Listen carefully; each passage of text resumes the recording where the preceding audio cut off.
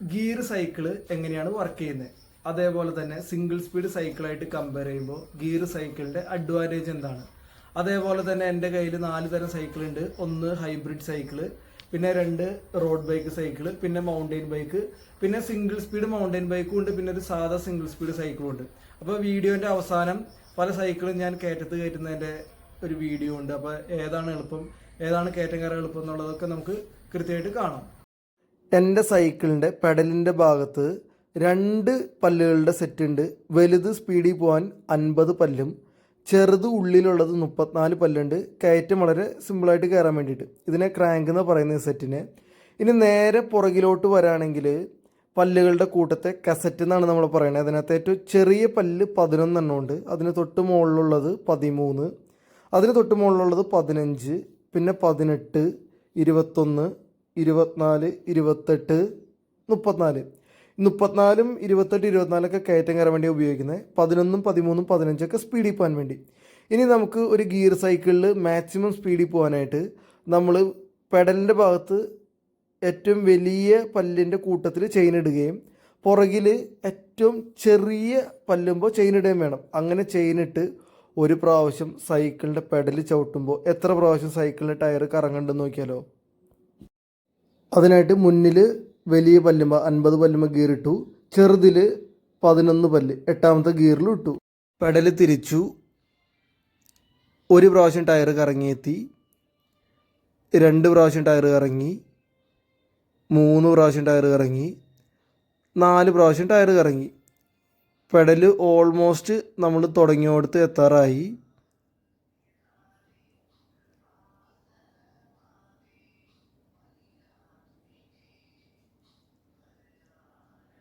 അരഭാഗം കൂടി കറങ്ങി. ഇനി ഇതിൻ്റെ കാൽക്കുലേഷൻ നമുക്ക് നോക്കാം. മുൻപിൽ നമ്മൾ 50 പല്ലുമയാണ് ചെയിൻ ഇട്ടിരിക്കുന്നത്, പുറകിൽ 11 പല്ലുമയാണ് ചെയിൻ ഇട്ടിരിക്കുന്നത്. അപ്പോൾ നമ്മൾ ഒരു പ്രാവശ്യം പെഡൽ തിരിക്കുമ്പോൾ, അതായത് മുന്നിൽ നമ്മൾ പെഡൽ തിരിക്കുമ്പോൾ അവിടെ 50 പല്ലുണ്ട്. ഈ 50 പല്ലിൽ ആദ്യത്തെ 11 പല്ല് തിരിയുമ്പോൾ ബാക്കിൽ ഒരു പ്രാവശ്യം സൈക്കിളിൻ്റെ ടയർ കറങ്ങിയിട്ടുണ്ടാവും. വീണ്ടും 11 പല്ല് തിരിയുമ്പോൾ വീണ്ടും അവിടെ ഒരു പ്രാവശ്യം തിരിയും. വീണ്ടും 11 തിരിയുമ്പോൾ വീണ്ടും അവിടെ ഒരു പ്രാവശ്യം മുഴുവൻ തിരിഞ്ഞുണ്ടാവും. അത് കഴിഞ്ഞ് വീണ്ടും 11 തിരിഞ്ഞ് കഴിയുമ്പോൾ അവിടെ ഒരു പ്രാവശ്യം സൈക്കിളിൻ്റെ ടയർ കറങ്ങിയിട്ടുണ്ടാവും. അങ്ങനെ ടോട്ടൽ 50ൽ 4 11 ഉണ്ട്. 50ൽ 4 11 എന്ന് പറയുമ്പോൾ 44. ബാക്കി 6 പല്ലും കൂടിയുണ്ട്. ഈ 6 പല്ല് കറങ്ങി തീർന്നു കഴിയുമ്പോൾ അര പ്രാവശ്യം കൂടി സൈക്കിളിൻ്റെ ടയർ കറങ്ങിയിട്ടുണ്ടാവും.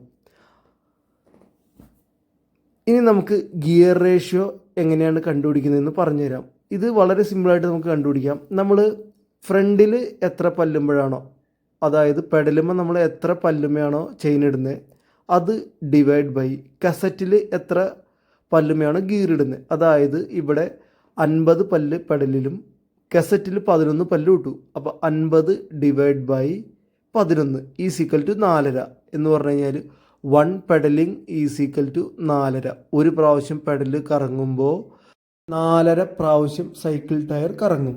ഇനി വലിയ വലിയ കയറ്റങ്ങൾ ചവിട്ടാനായിട്ട് നമുക്ക് പെഡലിൻ്റെ ഭാഗത്ത് ചെറിയ പല്ലുണ്ട്, ചെറിയ പല്ലുകളുടെ കൂട്ടമുണ്ട്. എന്ന് പറഞ്ഞാൽ എൻ്റെ സൈക്കിളിൻ്റെ ചെറിയ പല്ലുകളുടെ കൂട്ടം 34ആണ്. ഇനി പുറകിലും അതേപോലെ തന്നെ ഏറ്റവും വലിയ പല്ല് അത് 34ആണ്. ഗിയർ റേഷ്യോ വരുന്നത് 34 ഡിവൈഡ് ബൈ 34 ഈസിക്കൽ ടു 1. ഒരു പ്രാവശ്യം സൈക്കിളിൻ്റെ ടയർ കറങ്ങാൻ നമ്മൾ വെറും 34 പല്ല് മാത്രം ചവിട്ടിയാൽ മതി.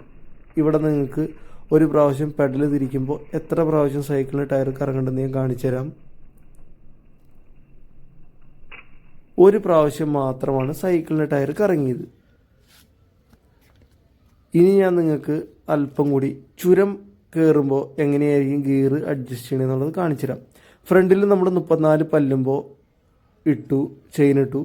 പുറകിൽ നമ്മൾ 1 2 3 4ാമത്തെ ഗിയറിലാണ് ഇട്ടിരിക്കുന്നത്. അതിൻ്റെ കാര്യം എന്താണെന്ന് വെച്ചാൽ 4ാമത്തെ ഗിയറിലിടുമ്പോൾ നമുക്ക് അത്യാവശ്യം സ്പീഡ് കിട്ടും, ചെറിയൊരു സ്പീഡ് കിട്ടും. എന്നാൽ ചുരം നമ്മൾ കണ്ടിന്യൂസ് ആയിട്ട് കയറ്റാനുള്ള കാരണം, അപ്പോൾ നല്ല അനായാസമായിട്ട് ചവിട്ടാനും പറ്റും. ഒരു പ്രാവശ്യം പെഡൽ തിരിക്കുമ്പോൾ 1.6 തവണ സൈക്കിളിൻ്റെ ടയർ കറങ്ങും. വിവിധ തരം സൈക്കിളുകളും അതിൻ്റെ പ്രത്യേകതയും എന്താണെന്ന് നമുക്ക് നോക്കാം. ഒന്നാമത്തെ സൈക്കിള് റോഡ് ബൈക്കാണ്. റോഡ് ബൈക്കിൻ്റെ ഏറ്റവും വലിയ പ്രത്യേകത സൈക്കിളിൻ്റെ ടയറിൻ്റെ വീതി വളരെ കുറവാണ്. നമ്മൾ ഇരിക്കുന്നത് കുനിഞ്ഞിരിക്കുന്ന ഒരു എയറോഡൈനാമിക് പോസ്റ്ററിൽ.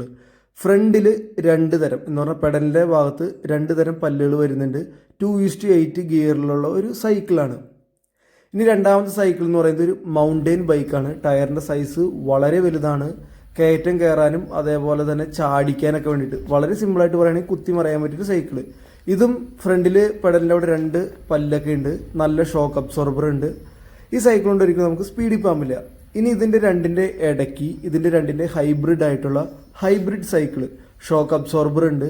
ടയറിൻ്റെ വീതി രണ്ടിൻ്റെയും ഇടയിലായിട്ട് വരും. അത്യാവശ്യം സ്പീഡിലൊക്കെ പോകാം. നല്ല പോസ്റ്റർ എന്ന് പറയുകയാണെങ്കിൽ നേരെ ഇരിക്കണ ഒരു പോസ്റ്ററാണ്. ഇത് 1:9 ഗിയർ റേഷ്യോയിലുള്ള ഒരു സൈക്കിളാണ്.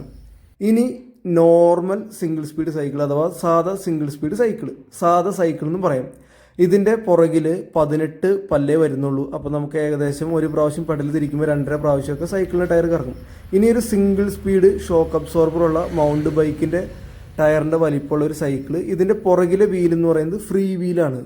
ഈ സൈക്കിളിൻ്റെ മുന്നിൽ 44 പല്ലുണ്ട് പെഡലിൻ്റെ ഭാഗത്ത്. പുറകിൽ ഫ്രീ വീലാണ്. 24 ഉള്ളത്. അപ്പോൾ ഗിയർ റേഷ്യോ വരുന്നത് 44/24 1.8. ഒരു പ്രാവശ്യം പെഡൽ കറക്കുമ്പോൾ 1.8 തവണ സൈക്കിളിൻ്റെ ടയർ കറങ്ങും.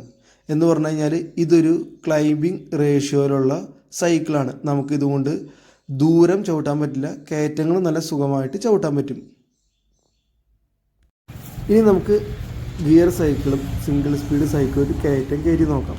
സിംഗിൾ സ്പീഡ് സൈക്കിൾ ഒരു ക്ലൈംബിംഗ് റേഷ്യോയിൽ തന്നെയാണ് ഉള്ളത്. കാര്യം അത് ഫ്രീ വീലായതുകൊണ്ട്. പക്ഷേ ഒരു പ്രാവശ്യം പെഡൽ തിരിക്കാൻ നമുക്ക് 44 പല്ല് ചവിട്ടണം. ഗിയർ സൈക്കിളിൻ്റെ ആണെങ്കിൽ എൻ്റെ ഗിയർ സൈക്കിളിൻ്റെ ഒരു പ്രാവശ്യം പെഡൽ തിരിക്കാൻ 34 പല്ലിൻ്റെ ടീത്ത് ഉണ്ട്. അപ്പോൾ ഫസ്റ്റ് അറ്റംപ്റ്റ് ഫെയിലായി. വളരെ അടുത്തുനിന്നാണ് കയറ്റം കയറാൻ നോക്കിയത്. ഒട്ടും മൊമെൻറ്റം കൊടുത്തില്ല. ഇരുന്ന് തന്നെ ചവിട്ടി കയറ്റാൻ നോക്കി. രണ്ടാമത്തെ അറ്റംപ്റ്റ് അല്പം കൂടി മൊമെൻറ്റം കൊടുത്തു. പക്ഷെ കയറിയില്ല. എത്തിയപ്പോൾ ഇതായിപ്പോയി. മൂന്നാമത്തെ അറ്റംപ്റ്റ് എന്തൊക്കെയായാലും കയറണമെന്ന് വിചാരിച്ചാണ് ഞാൻ ചവിട്ടിയത്. വളരെ ഈസി ആയിട്ട് തന്നെ കയറി. വലിയ പ്രശ്നം ഉണ്ടായില്ല. അനായാസം തന്നെ ചവിട്ടാനും പറ്റി. ഇനി ഗിയർ സൈക്കിളിൻ്റെ ആണെങ്കിൽ 34 പല്ല് ചവിട്ടിയാൽ മതി ഒരു പ്രാവശ്യം പെഡൽ തിരിയാൻ.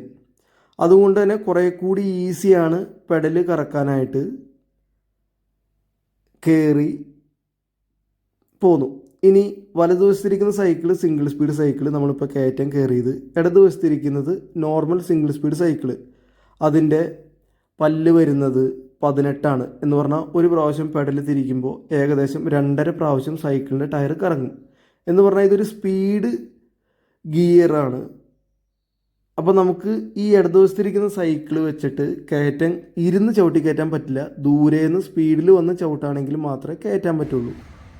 നിങ്ങളിനി സൈക്കിൾ ചവിട്ടി എൻജോയ് ചെയ്യാൻ ഉദ്ദേശിക്കുന്ന ഒരാളാണെങ്കിൽ, നിങ്ങളൊരു പുതിയ സൈക്കിൾ മേടിക്കുന്നുണ്ടെങ്കിൽ ഗിയർ സൈക്കിൾ മേടിക്കുന്നതിൻ്റെ ആവശ്യകത എന്താണെന്ന് നിങ്ങൾക്ക് ഈ ഒരു വീഡിയോയിൽ മനസ്സിലായിട്ടുണ്ടാവും. ഗിയർ സൈക്കിൾ എങ്ങനെയാണ് വർക്ക് ചെയ്യണമെന്നുള്ളത് നിങ്ങൾക്ക് മനസ്സിലായിട്ടുണ്ടാവും. ഇനി എൻ്റെ ഒരു പേഴ്സണൽ ചോയ്സ്, നിങ്ങളൊരു ഗിയർ സൈക്കിൾ മേടിക്കുകയാണെങ്കിൽ ബെസ്റ്റ് ഓപ്ഷൻ എന്ന് പറയുന്നത് റോഡ് ബൈക്ക് സൈക്കിളായിരിക്കും. ഇതിൻ്റെ ഒരു പ്രത്യേകത എന്താണെന്ന് വെച്ച് കഴിഞ്ഞാൽ ഇതിൻ്റെ ടയർ വളരെ വീതി കുറവാണ്.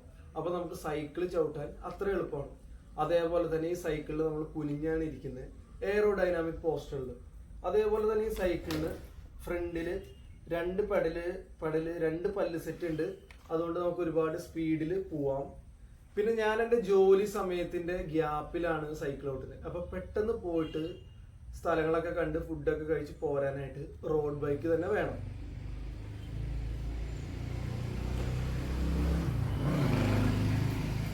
ഇനി ഹൈബ്രിഡ് സൈക്കിൾ ആണെങ്കിൽ നമുക്ക് ഷോക്ക് അബ്സോർബർ ഉണ്ട്. നമ്മൾ കുറെ കൂടി റിലാക്സ് ആയിട്ടാണ് സൈക്കിൾ ചവിട്ടുന്നത്.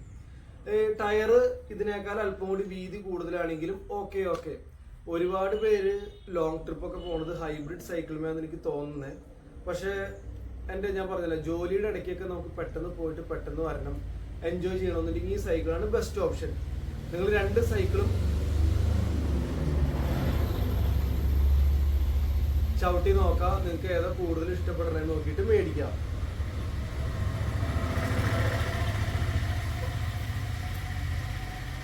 ഈ സൈക്കിളിന്റെ മുന്നില് പെഡലിന്റെ ഭാഗത്ത് പല്ലിന്റെ സെറ്റ് ആകെ ഒരെണ്ണേ ഉള്ളൂ. അപ്പൊ ഞാൻ ഈ സൈക്കിളിന് അങ്കമാലി വരെ ഏകദേശം ഒരു 20 കിലോമീറ്റർ ഒക്കെ ചവിട്ടിയിട്ട് സ്പീഡിൽ പോകാൻ പറ്റിയില്ല. അപ്പൊ അതുകൊണ്ട് ഞാനിത് എന്താ പറയാ, കവലയ്ക്ക പോകാനായിട്ട് എന്തെങ്കിലും സാധനങ്ങളൊക്കെ മേടിക്കാൻ പോകുമ്പോൾ മാത്രമാണ് ഈ ഒരു ഹൈബ്രിഡ് സൈക്കിൾ ഉപയോഗിക്കാറുള്ളൂ. ഇതിന്റെ ഷോക്ക് അബ്സർ അടിപൊളിയാണ്. അതാണ് ഈ സൈക്കിളായിട്ട് എനിക്ക് ഇതിനെ കൂടുതൽ ഇഷ്ടപ്പെട്ടതിന്റെ കാര്യം. പക്ഷെ ബെസ്റ്റ് ഓപ്ഷൻ റോഡ് ബൈക്കാണ്.